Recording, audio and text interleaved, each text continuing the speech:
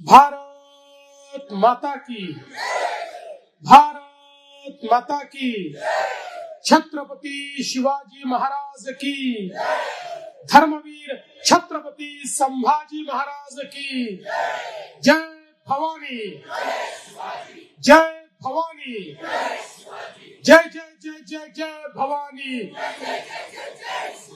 जय जय जय जय जय शिवाजी। हिंदवी स्वराज्याचे सरसंस्थापक छत्रपती शिवरायांना मानाचा मुजरा करतो। भारतीय राज्यघटनेचे शिल्पकार भारतरत्न डॉक्टर बाबासाहेब आंबेडकर यांना मानवंदना अर्पित करतो। आजच्या आपल्या या प्रचार सभेमध्ये मंचावर उपस्थित असलेले मुंबई भाजपचे तरुण तडफदार अध्यक्ष आमदार अमित साटमजी, भाजपच्या नेत्या पूनमताई महाजन, आपले लोकप्रिय आमदार मुरजीभाई पटेल, आपले आमदार राजन सिंहजी, आचार्य पवन त्रिपाठी जी, ज्ञानमूर्ती शर्मा, अशोक पांडे, या सगळ्या भागातून आपले उमेदवार असलेल्या केसरबेन पटेल, प्रकाश मुसळे, प्रीती साटम, रुपेश सावरकर, दीपक कोतेकर, उज्ज्वलाताई मोडक, संजय आव्हाड, योगीराज दाभाडकर, सायली कुलकर्णी, ममता यादव, अंजली सामंत, दिशा यादव, विक्रम राजपूत या ठिकाणी उपस्थित मोठ्या संख्येनं या बाजूला बसलेल्या माझ्या सर्व लाडक्या बहिणी आणि उपस्थित माझ्या सर्व भावांनो, आज महानगरपालिकेच्या निवडणुकीच्या निमित्ताने आपण सगळे लोक एकत्रित आलो। खरं म्हणजे हा जो सगळा कालावधी आहे हा मुलाखतींचा कालावधी आहे। पहिले उमेदवारांनी पक्षाच्या तिकिटाकरता मुलाखती दिल्या, आता निवडणुकीच्या निमित्ताने नेत्यांच्या मुलाखती चालल्यात। मी देखील काही मुलाखती दिल्या, छत्रपती संभाजीनगरला दिली, नागपूरला दिली, पुण्यामध्ये दिली, पण मी मुलाखत देत असताना त्या शहराच्या विकासाकरता आपण नेमकं काय करणार आहोत, काय केलंय आणि आपला ब्ल्यूप्रिंट काय आहे, आपला पुढचा आराखडा काय आहे, या संदर्भात जाहीरपणे जनतेमध्ये बसून प्रगट मुलाखत दिली। पण नुकतीच आपल्या सगळ्यांच्या पाहण्यात आली असेल, काही लोकांनी घरात बसून मुलाखती दिल्या आणि घरात बसून दिलेली मुलाखत ही देखील कोणाला दिली? घरच्यांनाच दिली। घरच्यांना दिलेली मुलाखत ही आपल्यापैकी अनेक लोकांनी बघितली असेल आणि काही लोकांनी ती मुलाखत सुरू झाल्यानंतर टीव्ही पण बंद केला असेल। पण तुम्ही बघा, या मुलाखतीमध्ये अनेक गमती जमती झाल्या। आपल्याला लक्षात असेल, मी कांदिवलीच्या सभेत म्हणालो होतो, शिवसेना मनसेची म्हणजेच उद्धव ठाकरेजी आणि राज ठाकरेजी यांची युती म्हणजे कन्फ्युजन आणि करप्शनची युती आहे। मी त्यावेळी हे सांगितलं नव्हतं कोण कन्फ्युजन कोण करप्ट आहे, हे मी सांगितलं नव्हतं, मी टोपी फेकली होती। पण या घरच्या घरी घेतलेल्या मुलाखतीमध्ये संपादकांनी परफेक्ट ओळखलं आणि संपादकांनी संजय राऊतांनी राज ठाकरेंना विचारलं, म्हणाले तुम्हाला फडणवीसांनी कन्फ्यूज म्हटलं आणि उद्धव ठाकरेंना विचारलं तुम्हाला करप्ट म्हटलं। आता बघा, मी तर कोणाला काही म्हटलं नव्हतं, मी तर केवळ टोपी फेकली होती। पण संपादकांनी बरोबर ज्याच्या डोक्यात ती टोपी लावायची आहे त्याच्या डोक्यामध्ये ती टोपी त्या ठिकाणी लावली आणि नेमका प्रश्न हा त्या ठिकाणी विचारला। पण काही हरकत नाही, याच मुलाखतीमध्ये ते दोघेही असं म्हणाले की भाजपचे लोक, हे मुख्यमंत्री, यांचे नेते, यांचा कोणाचाही जन्म मुंबईमध्ये झालेला नाही आणि म्हणून मुंबई बद्दल यांना काही माहिती नाही. मुंबईच्या काय समस्या आहेत यांना माहिती नाही. मुंबईचा काय विकास केला पाहिजे हे यांना माहिती नाही. हे बाहेरून आलेले आहेत. आता मला सांगा, हिंदू हृदय सम्राट शिवसेना प्रमुख बाळासाहेब ठाकरे यांच्यापेक्षा जास्त मुंबई कुणाला माहिती होती का? त्यांना सर्वात चांगली मुंबई माहिती होती. मुंबईकरांची नाडी माहिती होती. मुंबईची संकल्पना, मुंबईचा विकास माहिती होता. त्यांचा जन्म तो पुण्यात झाला होता. ते काही मुंबईमध्ये जन्मलेले नव्हते. आणि त्याच वेळी जे म्हणतात आम्ही मुंबईत जन्मलो म्हणून मुंबईकरांच्या समस्या आम्हाला माहिती आहे, ते जन्मून जवान झाले, आता म्हातारे होऊ लागले, तरी मुंबईची एकही समस्या आजपर्यंत त्यांनी सोडवली नाही.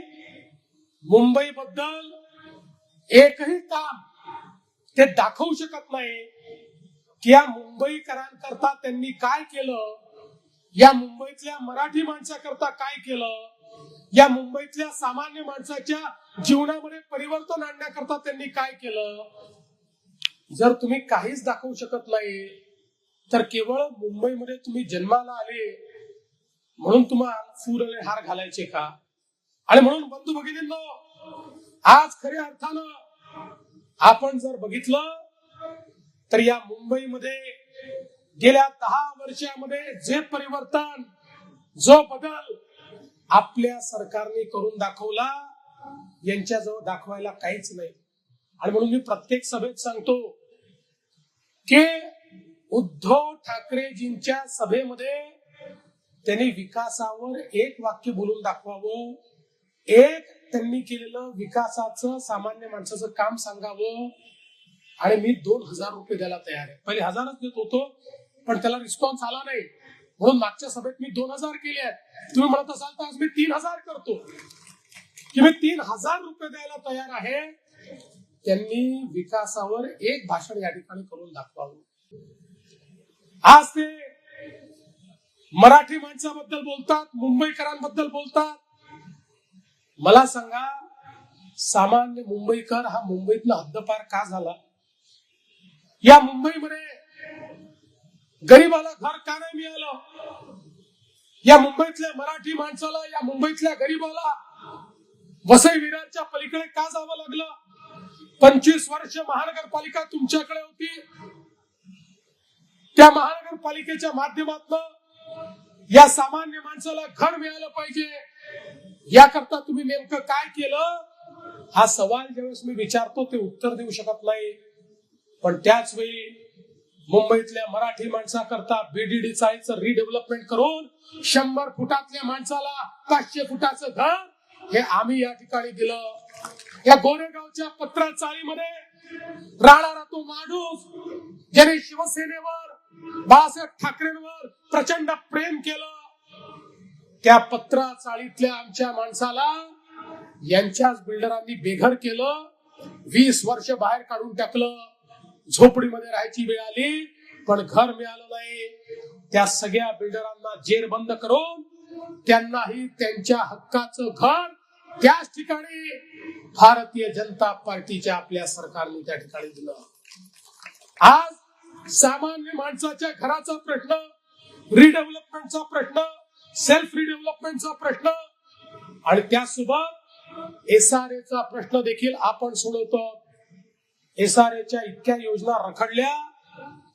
20-20 वर्ष लोक आपली झोपडी देऊन बसले, घरही मिळत नाही, भाडंही मिळत नाही. आपण सांगितलं चालणार नाही. असे जेवढे विकासक आहेत त्या विकासकांचं त्या ठिकाणी आपण एलओआय रद्द केला, नवीन विकासक आणले आणि काही झोपडपट्ट्या तर थेट एसआरएने स्वतःच बिल्डर बनवून, विकासक बनवून त्या ठिकाणी डेव्हलप करायच्या. काही एमएमआरडीएने डेव्हलप करायच्या, काही महानगरपालिकेने डेव्हलप करायच्या. अशा प्रकारचा निर्णय घेऊन आणि ऍडव्हान्स मध्ये अनेक लोकांची भाडी भरून त्या झोपडपट्टी धारकांना घर मिळालं पाहिजे या दृष्टीने आपण काम चालू केलं.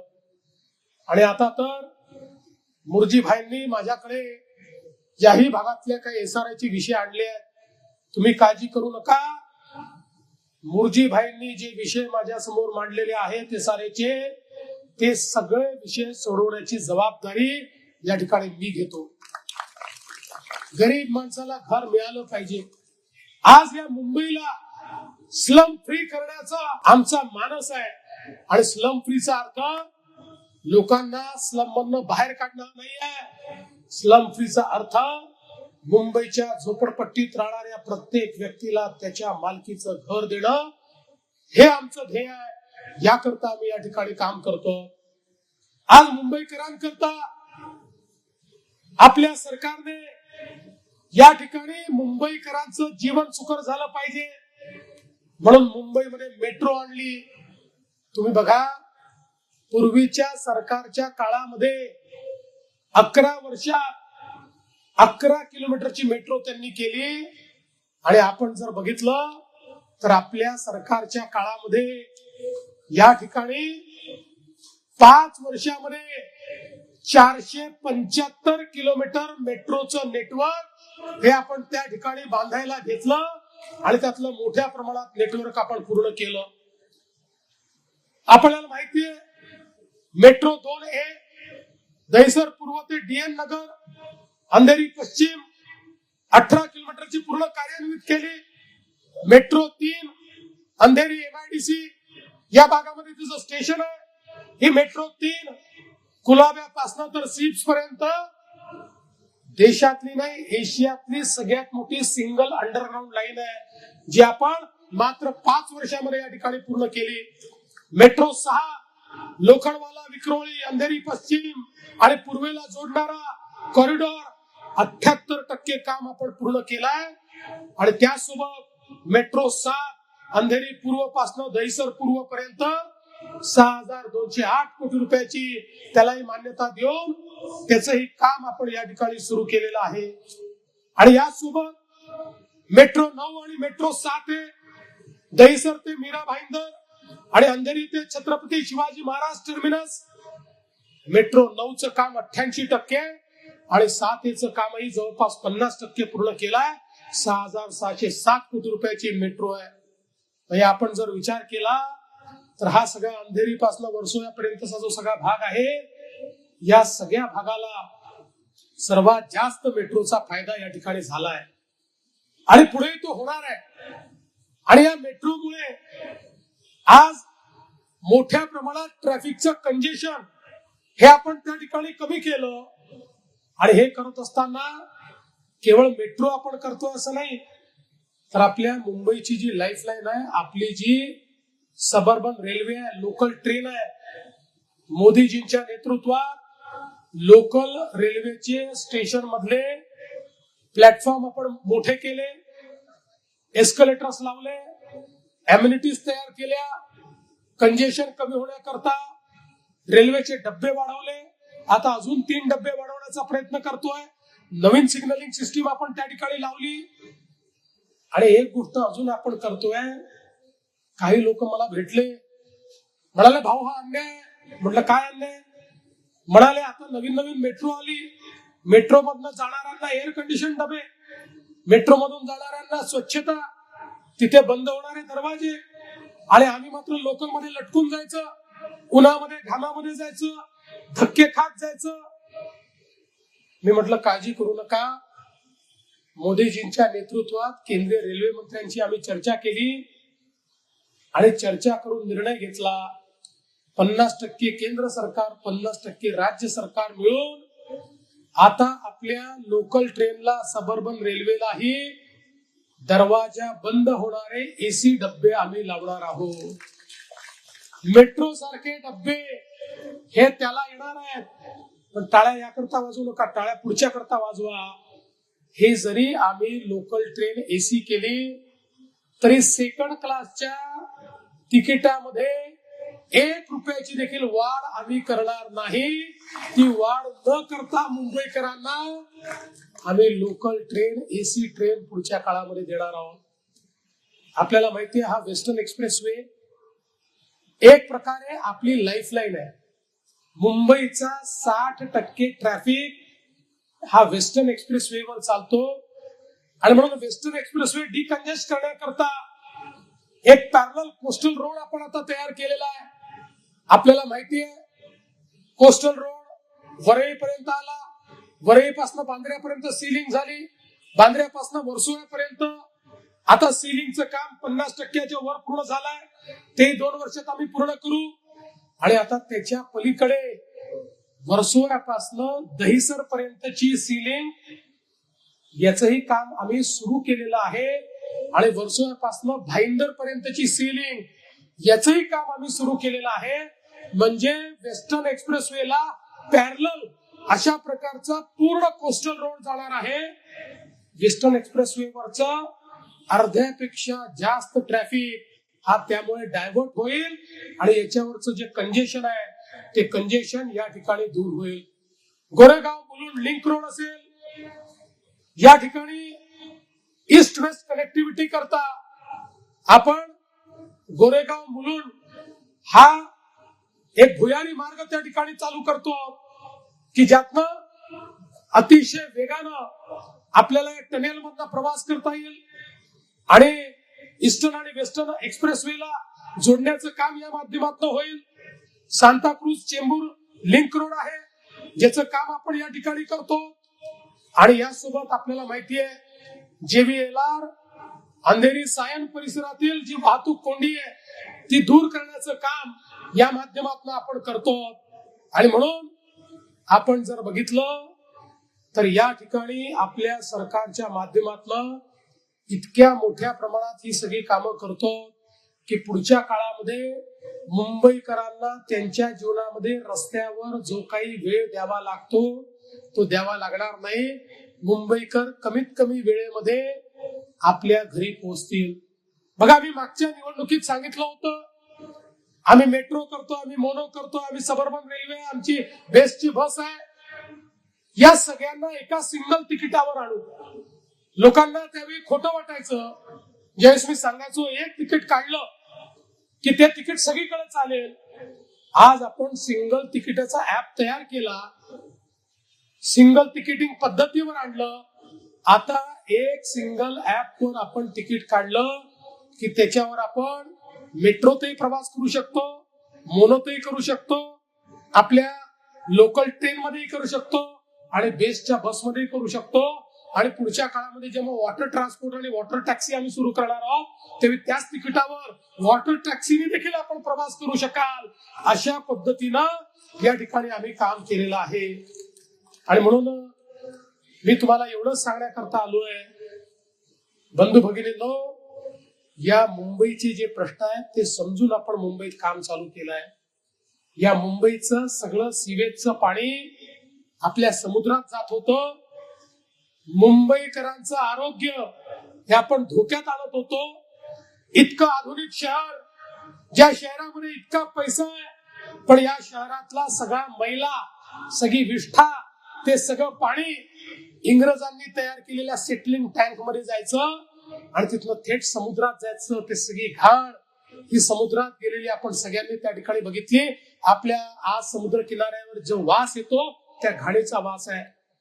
पण आम्ही हा निर्णय केला की या ठिकाणी समुद्रात जाईल तर शुद्ध पाणीच जाईल. आणि म्हणून मुंबईमध्ये नव्यानं सगळ्या प्रकारचे त्या ठिकाणी कायदे तयार केले आणि 16,000 कोटी रुपये खर्च करून मुंबईमध्ये एसटीपीचं काम सुरू केलं. पुढच्या वर्षीपासून एसटीपी तयार होतील आणि त्यानंतर आपल्या समुद्रामध्ये कुठलंही घाण पाणी, सांडपाणी जाणार नाही. स्वच्छ पाणी आपल्या समुद्रात जाईल. समुद्राचं पाणी आपल्याला काळं दिसणार नाही, ते निळं दिसेल आणि त्या ठिकाणचा वास आपण बंद करू आणि त्यामुळे ज्या रोगराई आपण सहन करतो ती रोगराई देखील या ठिकाणी आपण बंद करू. आज आपण बघा, आपल्या सरकारने सामान्य माणसाकरता या ठिकाणी महात्मा फुले जनआरोग्य योजना सुरू केली. महात्मा फुले जनआरोग्य योजनेच्या अंतर्गत आपल्या सगळ्यांकरता तुमच्याकडे कुठला कागद पाहणार नाही, कुठलं रेशन कार्ड पाहणार नाही. सगळ्यांना 5 लाखापर्यंतचा इलाज आणि ऑपरेशन हे मोफत करण्याचा निर्णय आपण घेतला. त्याची सुरुवात आपण केली. आणि 10 बिमाऱ्या तर अशा आहेत की ज्यामध्ये आम्हाला माहिती होतं 5 लाखापेक्षा जास्त पैसा ऑपरेशनला लागतो. त्या 10 बिमाऱ्यांमध्ये 35 लाख रुपयापर्यंतचं तुमचं ऑपरेशन हे आम्ही मोफत करणार आहोत. त्याला 1 पैसा देखील तुम्हाला लागणार नाही. बंधू भगिनींनो, आपलं सरकार जे सांगतं ते करतं. आम्ही केवळ तोंडाची वाफ धरवणारे लोक नाही आहोत, करणारे, करून दाखवणारे लोक. काही लोक नुसतं बोर्ड लावतात, करून दाखवलं. आमचीच कामं त्याच्यावर छापतात. मी त्यांना सांगितलं, अरे शेजारच्याचा पोरगा आपल्या मांडीवर बसवला म्हणजे आपला मुलगा होत नाही, तो शेजारच्याचाच मुलगा राहतो. आमची मुलं तुम्ही किती मांडीवर घेतली तरी तुमची मुलं ती होणार नाही. मुंबईकरांना माहिती आहे या मुंबईमध्ये परिवर्तन कोणी घडवलेलं आहे. बघा, ज्यावेळी आम्हाला प्रचंड मोठं बहुमत मिळालं त्यावेळी लोक म्हणाले, आता यांना एवढं बहुमत मिळालं, यांना कोणाचीच आवश्यकता नाही. आता हे भाजपवाले, हे महायुतीवाले या ठिकाणी लाडकी बहीण योजना बंद करणार. 1 वर्ष झालं लाडकी बहीण योजना सुरूच आहे. आणि माझ्या बहिणींना सांगतो, जोपर्यंत तुमचा देवाभाऊ मुख्यमंत्री आहे लाडकी बहीण योजना कोणी बंद करू शकत नाही. पण आता हे जे आमचे सगळे नगरसेवक निवडून येणार आहेत त्यांना मला सांगायचं आहे, ही जनता तुम्हाला निवडून देणार आहे, माझ्या बहिणी निवडून देणार आहेत. पुढच्या काळामध्ये माझ्या लाडक्या बहिणींना केवळ लाडक्या बहिणी ठेवू नका, त्यांना मला लखपती दीदी बनवायचं आहे. लखपती दीदी. मोदी साहेबांनी सांगितलंय 50 लाख लाडक्या बहिणी लखपती दीदी झाल्या. 4-5 महिन्यात 1 कोटीपर्यंत आपण पोहोचू. त्यामुळे माझ्या मुंबईतल्याही ज्या लाडक्या बहिणी आहेत त्यांना आता लखपती दीदी आपल्याला बनवायचं आहे. आणि म्हणून मी तुम्हाला एवढीच विनंती करण्याकरता आलोय. आमचं काम तुम्ही बघितलेलं आहे, आमची तळमळ तुम्ही बघितलेली आहे आणि त्यांचा भ्रष्टाचारही तुम्ही बघितलेला आहे. ज्यांनी कोविड मध्ये प्रेताच्या टाळूवरचं लोणी खाल्लं, ज्यांनी रस्ते खाल्ले, ज्यांनी मिठीचा गाळ खाल्ला, ज्यांनी संडासातही भ्रष्टाचार केला, अशा प्रकारच्या लोकांचा अनाचार, दुराचार, अत्याचार आणि भ्रष्टाचार तुम्ही बघितलेला आहे. आणि म्हणून येत्या 15 तारखेला मतदान केंद्रावर गेल्यानंतर फार विचार करू नका. जिथे कमळ दिसेल तिथे कमळ दाबा, जिथे धनुष्यबाण दिसेल तिथे धनुष्यबाण दाबा आणि परत या. 15 तारखेला कमळाची आणि धनुष्यबाणाची काळजी तुम्ही घ्या. 16 तारखेपासून 5 वर्ष तुमची काळजी आमच्यावर सोडून द्या, एवढीच विनंती करतो आणि माझं बोलणं संपवतो. धन्यवाद. जय हिंद, जय महाराष्ट्र.